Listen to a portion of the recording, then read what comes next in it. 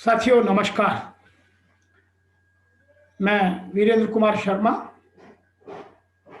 Director leader V K dynamic leadership centre Noida, आपके साथ मुखातिब हूं आपके साथ बात करने के लिए जो वर्तमान में बहुत प्रमुख विषय है, द इंडस्ट्रियल रिलेशंस कोड 2020। यह कोड बहुत विस्तृत रूप से विचार करके गवर्नमेंट ने वर्तमान में सभी की समस्याओं का निवारण हेतु बनाया है। आपको यदि इस विषय में कोई और भी अधिक जानकारी हो तो आप मुझसे संपर्क कर सकते हैं, जैसा कि मेरा पता, मेरा फ़ोन नंबर, मेरी वेबसाइट यहाँ सब देख रहे हैं। आइए शुरू करते हैं। आप सबको धन्यवाद। यह एक्ट 3 पुराने एक्टों को जोड़ करके समावेश करके बनाया गया है। इस कोड में the industrial dispute act 1947, the Trade Union Act 1926, the Industrial Employment Standing Orders 1946 को समावेश करके उनकी पूरे जिस्ट की उनकी आत्मा को निकाल करके इस कोड में डाला गया है। इस कोड में टोटल 104 सेक्शंस हैं, 14 चैप्टर्स हैं और उनमें कोशिश ये की है कि जो आपके वर्तमान की आवश्यकता है उनको ध्यान में रखा गया है। मैं पहले आपको ये बता दूं कि इसकी बैकग्राउंड क्या है। इन एक्टों का जो पुराने 48 एक्ट से उनको इकट्ठा करके ये सरलीकरण करने की आवश्यकता क्यों थी, क्योंकि ये वर्तमान के हिसाब से काफी अलग से हो गए थे और इनका महत्व वो नहीं रह गया था जो आज वर्तमान में होना चाहिए। उसका एक रीजन है क्योंकि एम्प्लॉयर आज की डेट में काफ़ी कुछ अलग चाहता है, एम्प्लॉय अलग चाहता है और जो सोसाइटी है, जो कंट्री है, वो कुछ अलग चाहता है। तो सबसे पहले हम इंडस्ट्री को डेवलप करने के लिए सोसाइटी या नेशन क्या चाहता है उस पर बात करेंगे। सबसे पहले देश चाहता है, देश के नागरिक चाहते हैं, समाज चाहता है कि बहुत तेजी से औद्योगिक क्रांति फैले जिसका फायदा सभी को मिले। दूसरा यह है कि चाइना, ताइवान, बांग्लादेश जो कभी बहुत छोटे उद्योगों की बात करते थे, आज वो हमसे आगे निकल चुके हैं। 1980 में चाइना की जीडीपी और हमारी जीडीपी में बहुत अंतर था, आज वो हमसे कहीं आगे है। पर कैपिटा इनकम उसकी हमसे कम थी, आज उनसे बहुत आगे है। तो उसने अपनी औद्योगिक क्रांति, इंडस्ट्रियल ग्रोथ बहुत ज़्यादा की है। अतः हम लोगों को ये जानना पड़ेगा, हम लोगों को समझना पड़ेगा कि उसने अपनी इतनी ग्रोथ, उसने अपनी इतनी तरक्की कैसे कर ली। नंबर 3 चाहता है कि जो सर्विस सेक्टर है, जो नया एमर्ज हुआ है, जो पहले सेवाएं नहीं थी, उनका इस कोड में कैसे लाया जाए, तो उनके लिए कोई कानून नहीं था, कोई नियम नहीं था, उनके कोई प्रोटेक्शन नहीं था। जैसे कैब या टैक्सी ड्राइवर थे, फूड सप्लाई करने वाले थे, टेलीकम्युनिकेशन में बहुत थे, बिल्डिंग एंड कंस्ट्रक्शन में बहुत सारे लोग थे, तो उन सब के लिए भी इसको बनाया जाए। दूसरा, स्किल बहुत तेजी से बदलती है, तो री स्किल कैसे डेवलप की जाए एम्प्लॉय में, तो टेक्नोलॉजी के साथ साथ री स्किल चाहिए।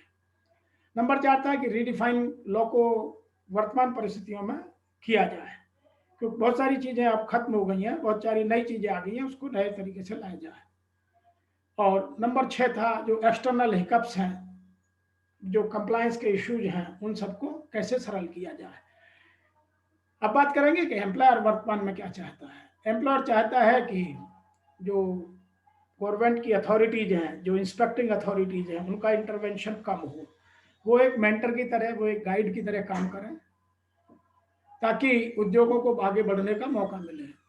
दूसरा, ट्रेड यूनियंस का जो प्रादुर्भाव है वो अब किसी और तरीके से हो गया। उनकी जो काम करने का तरीका है उसमें कुछ ऐसे एलिमेंट आ गए हैं जो यूनियन कम और कुछ और ज़्यादा चलाते हैं, तो उनको कैसे नियमित किया जाए, नियंत्रित किया जाए, ये भी एक बड़ा इशू था। तीसरा इशू था कि एप्रोप्रिएट गवर्नमेंट की स्टेट या सेंट्रल गवर्नमेंट है उसकी क्लैरिटी लाई जाए। बहुत सारे कानूनों में ऐसी क्लैरिटी नहीं थी, स्टेट वर्सेस सेंट्रल झगड़ा चलता था और एम्प्लॉयर उससे काफी परेशान होता था। नंबर 4 है फ्री इंडस्ट्रियल एनवायरनमेंट डेवलप किया जाए और जो इंटरनेशनल लेवल पर कम्पीट करने में मदद कर सके, क्योंकि अभी भारत में उत्पादकता का यदि स्तर देखा जाए तो काफी कम है और हिकअप्स ज्यादा है। इसलिए लोग ना तो मल्टीनेशनल कंपनी इंडस्ट्री इंडिया में आकर के अपने उद्योग लगाकर चला पाती हैं या चलाना चाहती हैं, और ना ही जो भारत के उद्योगपति हैं वो उद्योगों को चलाने में बहुत ज्यादा सरलीकरण या आसानी महसूस करते हैं। नंबर 6 था ग्रेटर लेबर मार्केट फ्लेक्सिबिलिटी है। आज की डेट में अच्छा टैलेंट मार्केट में अवेलेबल है तो उसको कैसे लिया जाए, वो लेटेस्ट नॉलेज के साथ टेक्नोलॉजी के साथ मार्केट में अवेलेबल होता है, पुराने लोगों की स्किल होती नहीं है, उसको कैसे किया जाए। नंबर 6 था कि higher productivity superior industrial work culture के थ्रू कैसे लाई जाए, क्योंकि वर्क कल्चर इंडिया में अभी भी इंडस्ट्रियल वर्क कल्चर इंडिया में अभी भी उतनी अच्छी नहीं है जितनी होनी चाहिए। तीसरा जो महत्वपूर्ण अंग है उद्योग का वो है एम्प्लॉय, वो है श्रमिक। श्रमिक चाहता है कि जो लॉ का मिस इंटरप्रिटेशन है वो ठीक किया जाए। आप सभी जानते हैं कि contract labour regulation abolition act का जितना अब्यूज भारत में हुआ है इतना शायद कहीं किसी देश में किसी कानून का नहीं हुआ है। उसके लिए हम सब दोषी हैं, वो बात कभी अलग से करेंगे, लेकिन उसका सही इंटरप्रिटेशन हो ऐसा वर्कमैन चाहता है। दूसरा है कि गिग वर्कर्स के लिए कोई अभी भी क्लैरिटी नहीं है कि उनको कैसे ठीक से प्रोटेक्ट किया जाए, उनको कैसे सोशल सिक्योरिटी दी जाए, उनके राइट्स को कैसे प्रोटेक्ट किया जाए, उस पर कुछ आवश्यकता है।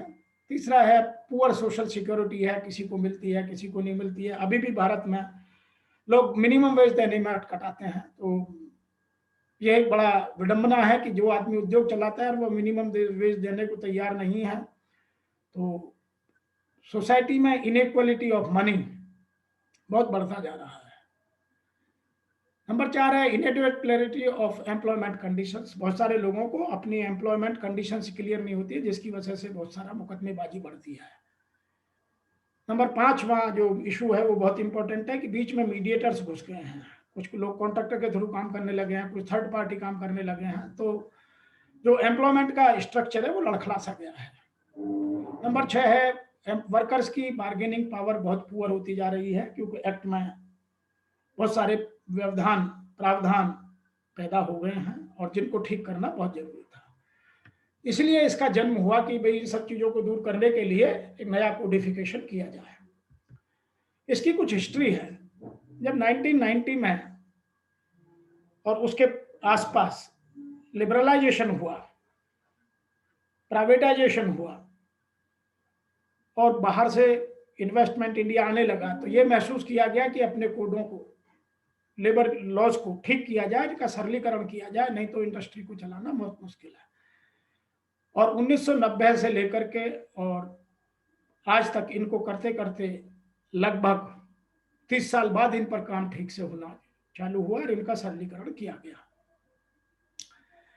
इसके सरलीकरण करने में अभी 4 कोड बने। हम आज केवल एक की बात करेंगे, इंडस्ट्रियल रिलेशन कोड की, जो एक बहुत महत्वपूर्ण कोड है। इस कोड में टोटल 104 सेक्शंस हैं और 14 चैप्टर है।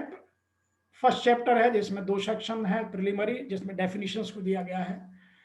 दूसरा चैप्टर है बाइपार्टाइट फोरम्स, जिसकी वर्कमैन बहुत दिनों से बात करता है ताकि उसकी बार्गेनिंग पावर बढ़े, वर्क कमेटी और ग्रीवेंस रेड्रेसल कमेटी। तीसरा चैप्टर है ट्रेड यूनियन, जिसकी विस्तृत व्याख्या की गई है। चौथा स्टैंडिंग ऑर्डर।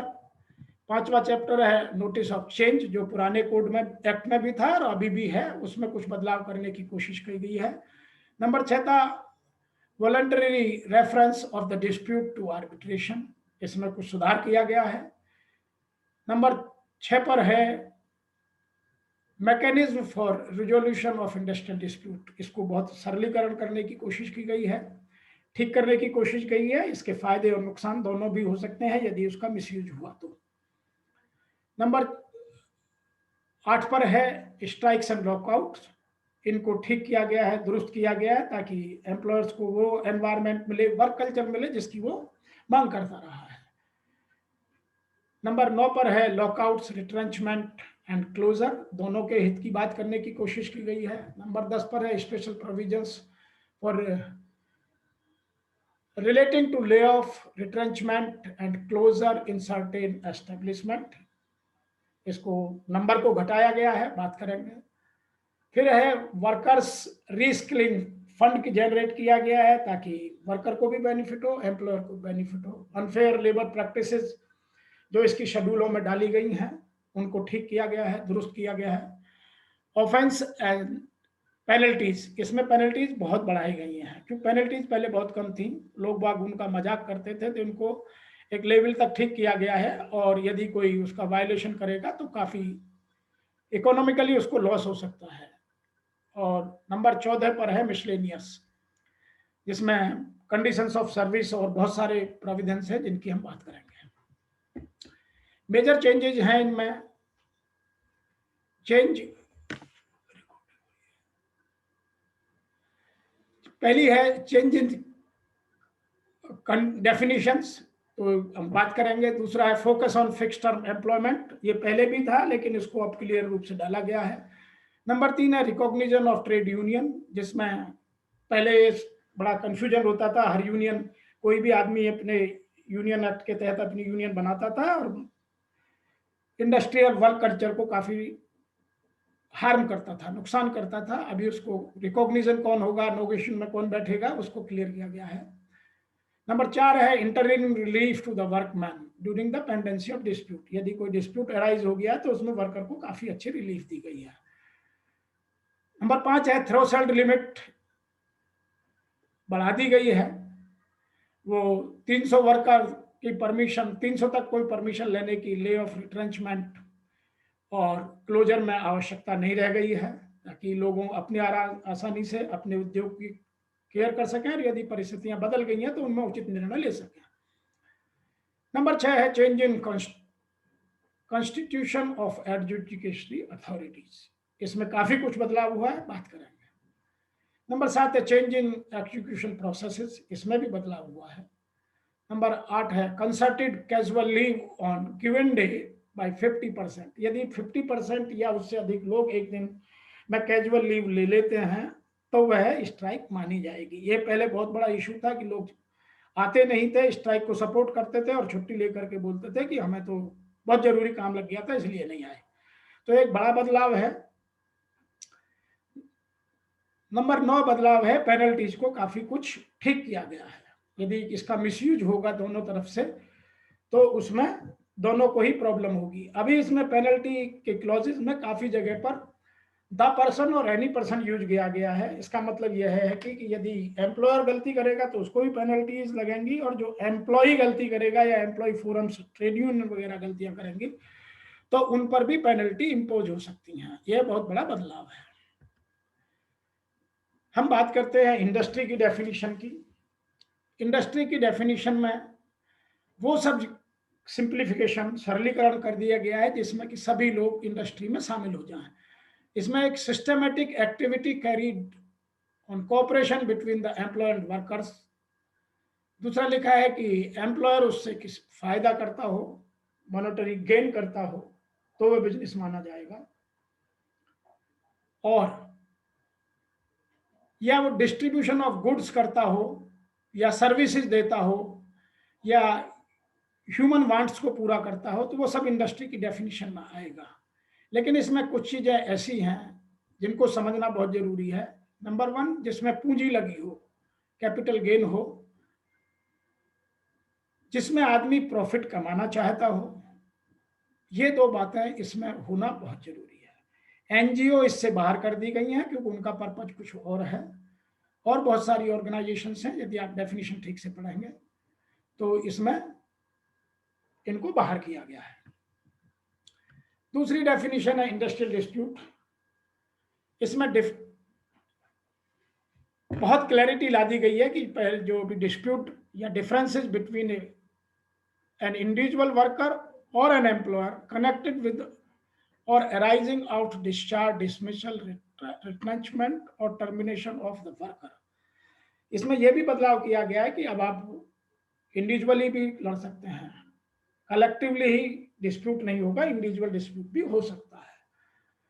सेक्शन 2O में फिक्स टर्म एम्प्लॉयमेंट को पूरी तरह से लीगलाइज कर दिया गया है कि आपको जितने दिन के लिए जिस तरह की सर्विसेज की जरूरत है उतने दिन का एम्प्लॉयमेंट दें, लेकिन उस एम्प्लॉयमेंट में वो सभी बेनिफिट्स मिलेंगे जो आपके परमानेंट एम्प्लॉय को मिलते हैं। तो इस क्लॉज को बहुत स्पष्टतः डाला गया है। आप चाहे तो उसे पीस रेट पर ले सकते हैं, आवर्स रेट पर ले सकते हैं, डेली पर ले सकते हैं, तो उनके हिसाब से उसको लीगलाइज किया गया है, वैधानिक बना दिया गया है। नंबर नेक्स्ट पर रिट्रेंचमेंट, इसकी डेफिनेशन को बिल्कुल साफ कर दिया गया है। वेज की डेफिनेशन वही उठाई गई है कि जो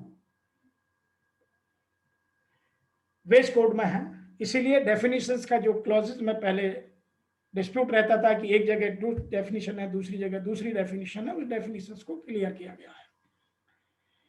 नेगोशिएटिंग यूनियन और नेगोशिएटिंग काउंसिल को बहुत क्लियरली डिफाइन कर दिया है। मीन्स ए नेगोशिएटिंग यूनियन और negotiating council refer to section 14, जो सेक्शन 14 में दी गई हैं वही होंगी और नहीं हो सकती। वर्कर की डेफिनेशन भी क्लियर कर दी है कि वर्कर कौन हो सकता है। पहले ये डिस्प्यूट रहता था कि इज एन वर्कर और नॉट वर्कर। इसमें बहुत सारे जो डिस्प्यूट थे उन सबको जोड़ दिया गया है। जो अनऑर्गेनाइज सेक्टर के वर्कर्स थे उनके एम्प्लॉयमेंट को प्रूव करने के लिए उनकी वर्कर की डेफिनेशन को क्लियर किया गया है और उनको इसमें क्लियर लिखा गया है। Employed in any industry to do any manual, unskilled, skilled, technical, operational, clerical और सुपरवाइजरी वर्क करता है वो सब वर्कर माना जाएगा। वो चाहे डायरेक्ट एम्प्लॉयमेंट में चाहे इनडायरेक्ट एम्प्लॉयमेंट में वो सब माना जाएगा। लेकिन इस वर्कर्स में जो अप्रेंटिसशिप एक्ट के तहत लोग अप्रेंटिसशिप करते हैं वो लोग इसमें अभी भी शामिल नहीं है। वेजेस की डेफिनेशन जैसी मैं बात कर रहा था कि वही उठाई गई है जो वेज कोड में है।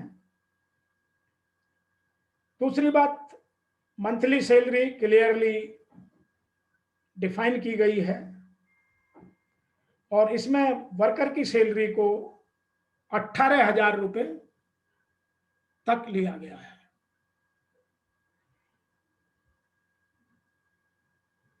इसमें 3 बातें होना बहुत जरूरी है।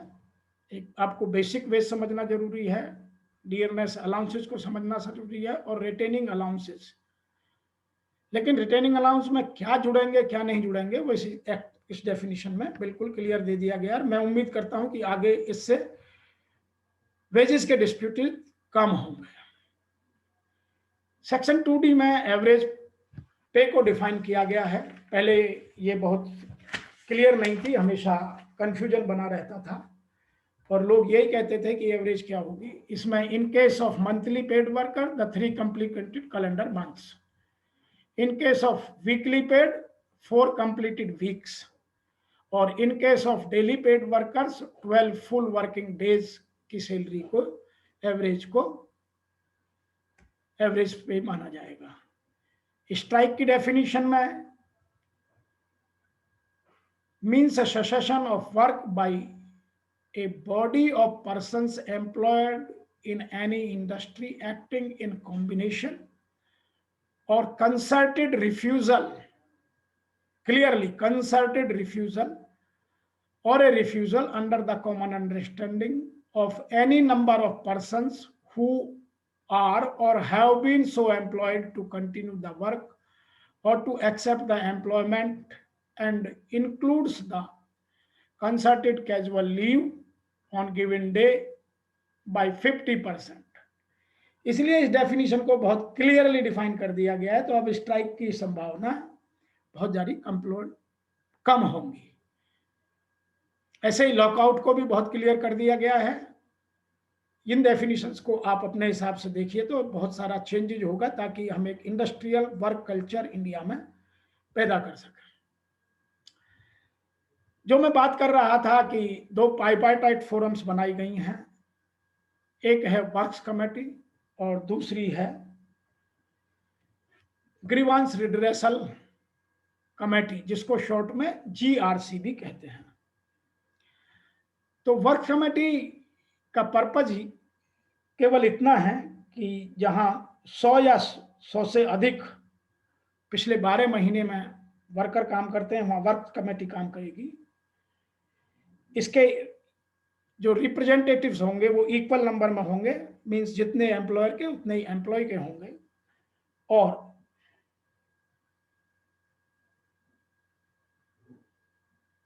इसमें जो वर्कर लिए जाएंगे वो यूनियन की कंसर्न से लिए जाएंगे।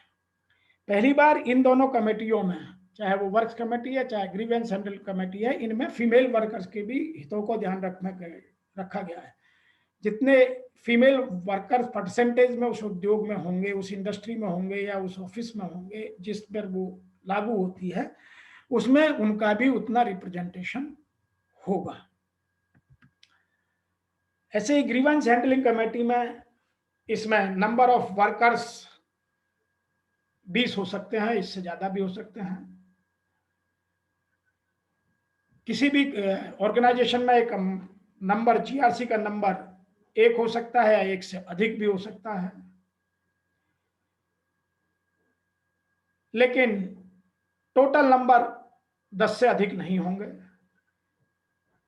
तो इसमें भी वर्क्स कमेटी की तरह सेम इक्वल नंबर्स में रिप्रेजेंटेशन होगा। इसमें पीरियड को करने के लिए कम से कम 60 दिन का समय चाहिए। तो इन डेफिनेशंस का बेनिफिट ये है कि इनसे क्लैरिटी होगी। जो अभी तक कंफ्यूजन था, जो लॉ में मिसयूज हो सकने की संभावना थी, इंटरप्रिटेशन का इशू था, वो सब काफी कुछ क्लियर किए गए हैं। और जब इनके रूल्स बनेंगे, उन रूल्स में और भी क्लैरिटी होगी। अभी सेंट्रल गवर्नमेंट रूल्स बनाएगी, फिर स्टेट गवर्नमेंट अपने हिसाब से रूल बनाएंगे, तब इनमें क्लैरिटी ज्यादा होगी। लेकिन माना ऐसा जा सकता है कि इनसे काफी कुछ बेनिफिट होने वाला है। ये वही ग्रीवेंस रिड्रेसल के रूल्स हैं, आप आराम से इनको समझने की कोशिश करें। अब आता है number section 14, recognition of union. जहां केवल एक यूनियन है वहां वही सोल नेगोशिएटिंग यूनियन होगी, कोई मतलब नहीं आता है। इसका मिनिमम पीरियड 3 इयर्स होगा, मैक्सिमम 5 इयर्स हो सकता है। यदि 2 या 2 से अधिक यूनियन है तो जिसके पास 50% वर्कर्स की लिस्ट होगी, उसी को नेगोशिएटिंग यूनियन में काउंट किया जाएगा। यदि यूनियन 50% मेंबरशिप किन्हीं कारणों से नहीं रखती है, यदि यूनियन मल्टी यूनियन से बहुत ज्यादा है, तो उसमें वो कोई यूनियन भाग नहीं ले सकती जिसके पास कम से कम 20% एम्प्लॉयर्स की मेंबरशिप नहीं होगी। इसमें यह भी ध्यान रखा गया है कि यदि कोई इंडिविजुअल वर्कमैन या वर्कमैन का कुछ समूह वो किसी भी यूनियन को कंट्रीब्यूट नहीं करते हैं, तो वो सब बेनिफिट पाने के अधिकारी होंगे जो यूनियंस ये तय करेंगी। और इससे इंट्रा यूनियन और इंटर यूनियन दोनों तरह के डिस्प्यूट रिजॉल्व करने में इंडस्ट्रियल ट्रिब्यूनल को काफी मदद मिलेगी। ऐसे स्टैंडिंग ऑर्डर्स में है, स्टैंडिंग ऑर्डर्स में बहुत सारे बदलाव किए गए हैं। कुछ लोग तो कहते हैं कि अब स्टैंडिंग ऑर्डर बनाने की आवश्यकता ही नहीं रह गई है, जो स्टेट के हैं उन्हें फॉलो कीजिएगा, क्योंकि जो ऑर्गेनाइज्ड मैन्युफैक्चरिंग सेक्टर है वहां पहले से बहुत मजबूत है और वहां अपनी एक औद्योगिक वर्क कल्चर होती है, इंडस्ट्रियल वर्क कल्चर वो फॉलो करते हैं। तो उनका ऐसा मानना है कि शायद अब नए इंडस्ट्रियल स्टैंडिंग ऑर्डर्स की जरूरत नहीं है। लेकिन यदि कोई प्रोग्रेसिव एम्प्लॉयर है, वो अपना बहुत बेहतर तरीके से करना चाहता है, तो वो अपने सर्टिफाइड जरूर कराए। और जिस इंडस्ट्री में 300 से ज्यादा लोग काम करते हैं, उनको स्टैंडिंग ऑर्डर्स का ड्राफ्ट सबमिट करके अपना क्लियर करना बहुत जरूरी है। इसमें पहली बार प्रावधान डाला गया है कि यदि आपने एप्लीकेशन सर्टिफाइड स्टैंडिंग ऑर्डर्स के लिए कर दी और वो किन्हीं कारणों से अपने टाइम शेड्यूल में पूरी नहीं हुई, तो वो डीम्ड सर्टिफाइड स्टैंडिंग ऑर्डर्स माने जाएंगे। एम्प्लॉयर नेगोशिएटिंग यूनियंस का और या नेगोशिएटिंग काउंसिल का ड्राफ्ट भी स्टैंडिंग ऑर्डर्स में डाल सकता है। तो बहुत सारे प्रावधान इसमें डाले गए हैं। इन सब का बेनिफिट आने वाले टाइम में होना चाहिए।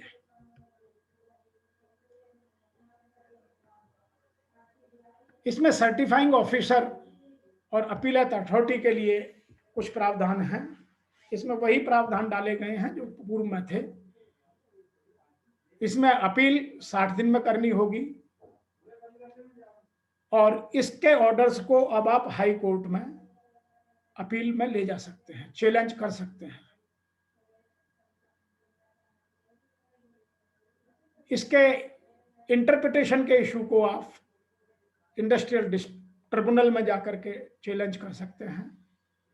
कोई भी इंक्वायरी 90 दिन में सामान्यतः खत्म होनी चाहिए। यदि नहीं होती है तो उसमें भी कुछ प्रावधान बदलाव किया गया है और इसमें वर्कर्स को इंटरिम रिलीफ बहुत अच्छी दी गई है। यदि 90 दिन में नहीं होती, 90 दिनों के अंदर during the suspension for first 90 days worker will entitle 50% wage, और यदि 90 दिन से ज्यादा चलती है तो 75% ऑफ वेज उसको मिलेगा। और यदि उसी के कारण डिले होती है तो उसके प्रावधान कुछ और होंगे। तो इस तरह का काफी कुछ बेनिफिट्स देने की कोशिश की गई है। ये नोटिस ऑफ चेंज है जो पहले भी था, अभी भी है।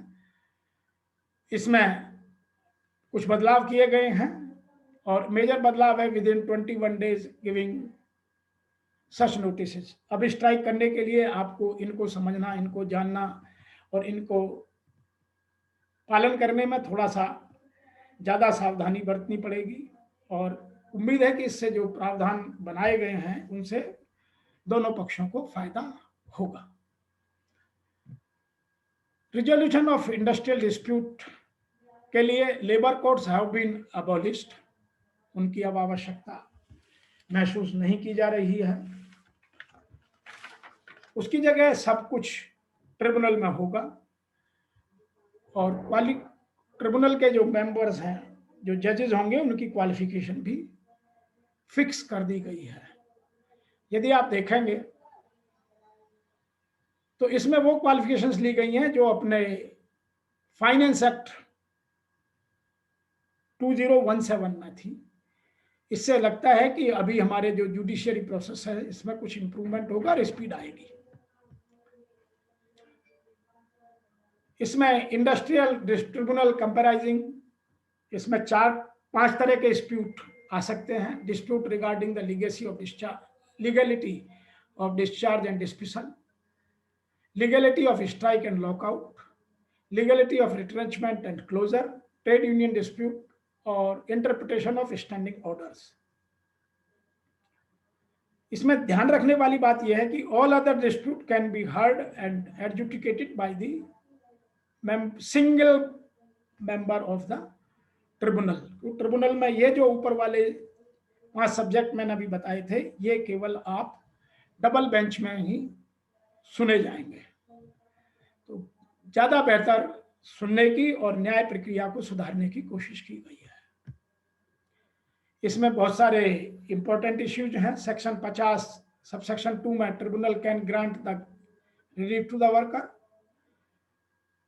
सेक्शन 53(1) में no industrial dispute can be seized in conciliation after 2 years, वो उठाया नहीं जा सकता।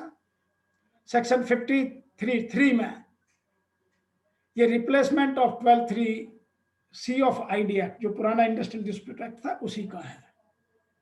A major change has been brought in respect to the power of government to refer the dispute to the tribunal has been taken away। ये आपको समझना पड़ेगा, इसका बेनिफिट काफी होने वाला है। नंबर 5 है जो पब्लिक यूटिलिटी सर्विसेज हैं, वो अब डिलीट कर दी गई हैं। नेक्स्ट है lay off, retrenchment and closures में प्रोविजंस में कुछ चेंज आया है।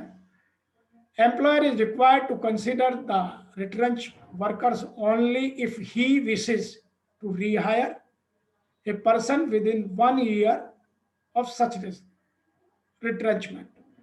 दूसरा, इसमें अब वर्कर के लिए कंडीशन लगा दी गई है कि यदि उसको री एम्प्लॉयमेंट मिलता है with in the radius of 20 kilometres तो वो उसको एक्सेप्ट करेगा, मना नहीं कर सकता है।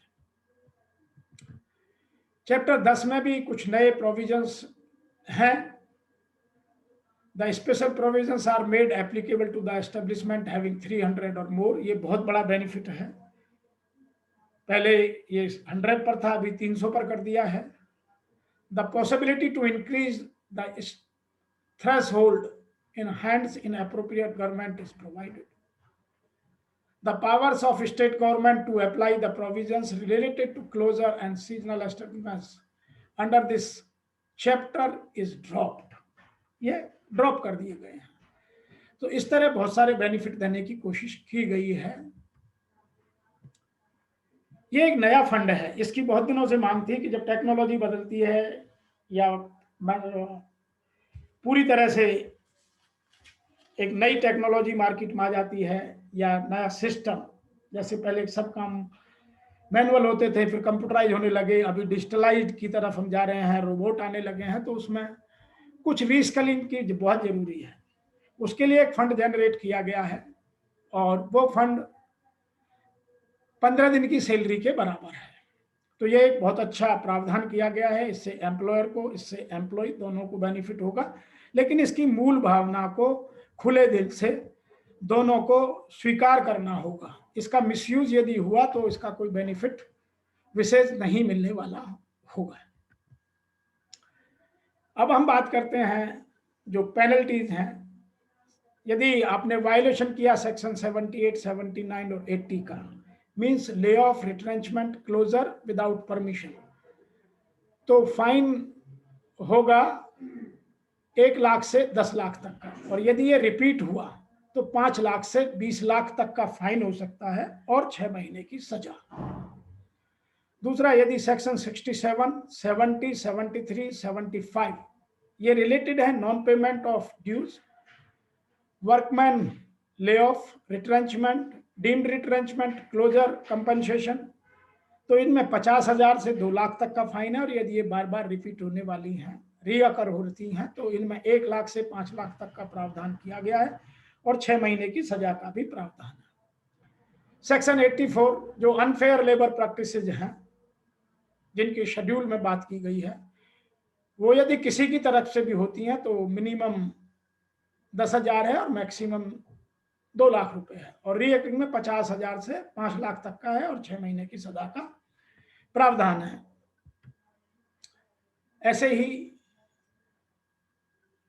ब्रीच ऑफ सेटलमेंट यदि होता है, यदि सेटलमेंट किया और उसका किसी ने ब्रीच किया, जैसे अभी प्रोडक्टिविटी लिंक की बात की जाएगी, बहुत सारे एम्प्लॉयर्स की तरफ से ब्रीच हो जाते हैं, कहा दिया जाता है, फिर डिले किया जाता है, बेनिफिट्स नहीं दिए जाते हैं, तो इसमें 20,000 से 2 लाख तक का फाइन और 6 महीने की सजा का प्रावधान है। और जब तक ये ब्रीच ठीक नहीं होता है तब तक 1,000 रुपीज, 1,000 रुपए पर डे, जब तक वो ठीक नहीं हो जाता तब तक लागू रहेगा। यदि सेक्शन 30 और 35 submission of draft standing orders, जिसकी मैंने अभी बात की थी कि यदि 300 से ज्यादा हैं तो आप उनको ठीक से बनाएं, तो उस पर 50,000 से 2 लाख तक का फाइन है, और जब तक उसको ठीक नहीं किया जाता है, जब तक आप राइटिंग में नहीं दे देते हैं, तब तक 2,000 रुपए पर डे फाइन आप पर लगता रहेगा। तो ये मोटे मोटे कुछ प्रावधान हैं। मैं इनमें एक और बात बता दूं, जो पुराने सिस्टम में रिड्रेसल का प्रोसीजर था, जिसमें कॉन्सिलेशन ऑफिसर होता था, कॉन्सिलेशन बोर्ड ऑफ कॉन्सिलेशन होती थी, कोर्ट ऑफ इंक्वायरी होती थी, लेबर कोर्ट होती थी, इंडस्ट्रियल ट्रिब्यूनल होता था, नेशनल ट्रिब्यूनल होता था, और वॉलंटरी आर्बिट्रेशन होता था। अब नए कोड में पहले कंसिलेशन ऑफिसर के पास प्रावधान है। उसके बाद बोर्ड ऑफ कंसिलिएशन अबॉलिश कर दिया गया है, कोर्ट ऑफ इंक्वायरी अबॉलिश कर दिया गया है, लेबर कोर्ट अबॉलिश कर दी गई है, सीधा ट्रिब्यूनल में जाएगा, नेशनल ट्रिब्यूनल में, और उसके बाद वॉलंटरी आर्बिट्रेशन में, जैसी आपकी इच्छा हो। तो ये मोटे मोटे प्रावधान हैं, ये आपको ध्यान रखने हैं। इसके अलावा यदि कोई आपको और बात मुझसे पूछनी हो, करनी हो, तो आप मुझसे पूछ सकते हैं और अपने प्रश्न मुझे भेज सकते हैं। मेरा ईमेल एड्रेस दिया हुआ है, मैं या मेरी टीम आपको उनका उत्तर अवश्य देगी। मैं आप सबका आभारी हूं कि आप सबने मुझे सुना। अब आपको मुझसे पूछना है तो आप पूछ सकते हैं, अदरवाइज तो आप सबको बहुत बहुत धन्यवाद।